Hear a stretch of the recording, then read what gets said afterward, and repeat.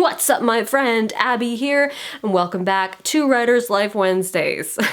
Don't worry, I'm not gonna wear these glasses the whole time because I can see my ring light in them. Today we're talking about the do's and don'ts of describing characters. Because I mean, describing characters can be really hard, right? I mean, it's not necessarily hard to launch into this beautifully rich description of what a character looks like exactly, but then we must wonder, does anyone want to read this? Is it just boring? Less is usually more, but you don't want to miss the opportunity to convey important character traits through a physical description. Just like writing anything, there is a healthy balance, a dichotomy, if you will. I actually got a request for this video, and as soon as I saw that request, I was like, that's a good idea. So let's get into the do's and don'ts of describing your characters.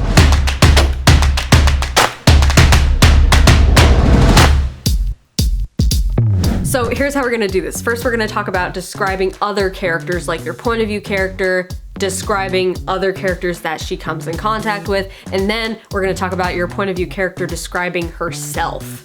Always the trickiest thing to do. Okay, so first, the number one thing to remember when your point of view character is describing other characters, we all know what the human body looks like. It's good to get rudimentary details out of the way, like skin tone, hair color, build, and height, just so that we don't construct a mental image in our head only to have it totally wrecked later on by the author who just did not care about our mental image. But there is also a such thing as too much detail. I guess some people would argue that it also depends on your genre, like if you write romance, you're gonna probably end up describing every little thing.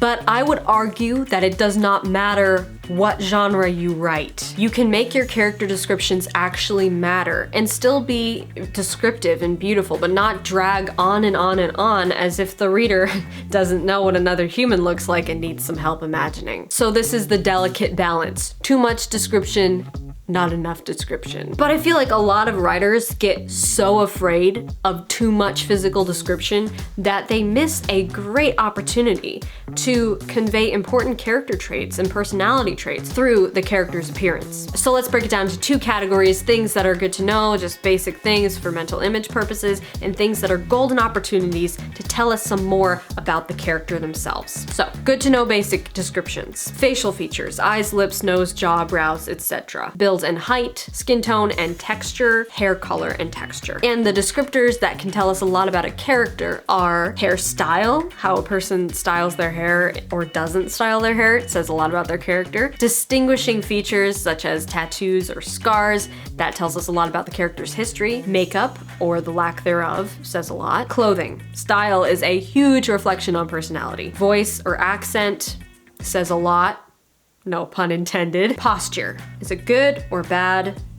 Why? Scent tells us something about the character. And gestures, or nonverbal cues. You might not think that's part of the physical description thing, but just imagine the difference between a character that's doing this and a character that's doing this. And it's important to remember that people are subjective, so your characters are gonna be subjective. What we notice about a person reflects on how we see them and how we see the world. Similar to how you would describe a setting or the weather. If it's raining and your protagonist is like, it's a lousy rainy day outside, that's somewhat subjective, because another character might love the rain and describe it as cozy and tranquil. So take that into consideration when your character is describing someone or something. We are all subjective. We don't describe things as they are. We describe them how we see them. So in a nutshell, don't go overboard with your descriptions, but don't avoid them either. Make sure the reader has a mental image that's accurate, but also pepper in a few descriptors that tell us something about the character's life, attitude, history, personality, etc. And now let's talk about the protagonist or point of view character describing themselves. This is super tricky because obviously the protagonist is the most important character in the story. The reader has to know what they look like. But the problem is, nobody wakes up in the morning and goes over to their mirror and looks at themselves and starts describing their physical appearance head to toe. Like, I try not to laugh or cringe when I read this in books because I know how hard it can be to describe the point of view character. Just don't do the mirror thing, okay? Please, please don't. The best way I've discovered to have a main character describe themselves is to sprinkle in descriptions, so it doesn't come all at once. Like, let's say your protagonist is just going about her business, and here and there she says stuff like, I tie back my curly hair in a ponytail, or I decide to wear blue, it matches my eyes, or I can't reach the top shelf unless I stand on my tiptoes. Basically, make the physical description relevant to what the character is doing. That makes it actually feel natural, but it's just totally unnatural for a character to start describing themselves to themselves. It's just does not happen in real life. Another thing you can do is have another character describing the point of view character in dialogue. Like maybe something like, oh, I wish I had blonde hair, yours is so pretty, or you should be a model, you're so tall.